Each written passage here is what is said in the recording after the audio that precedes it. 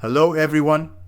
Today, we're diving into the story found in Genesis 16, a powerful narrative about human impatience, strained relationships, and the overwhelming mercy of God.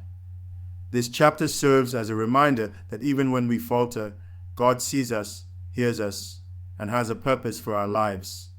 Let's take a closer look at Hagar and Sarai's story. Abram and Sarai had been waiting for years for God to fulfill his promise of a child. However, as time dragged on, Sarai's patience began to wear thin. In her frustration, she devised a plan.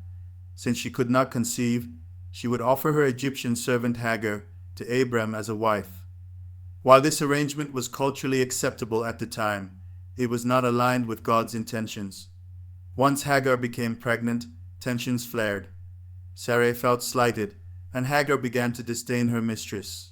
The hostility grew so intense that Hagar ultimately fled into the wilderness, feeling utterly alone and heartbroken.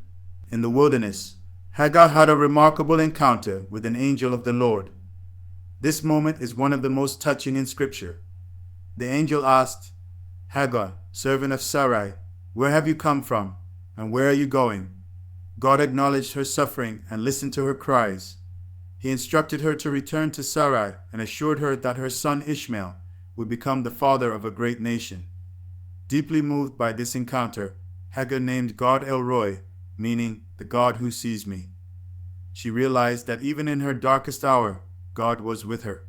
Hagar chose to obey God and went back to Abram and Sarai. Eventually, she gave birth to Ishmael, a name that means God hears. Yet, this was just the beginning of their story. Ishmael's arrival led to further complications since he was not the child of the promise. Still, God had a plan for him. This narrative reminds us that even when we attempt to assert control over our lives, God's purposes remain unshaken. He works through our missteps and creates hope from our chaos. So, what lessons can we glean from Genesis 16?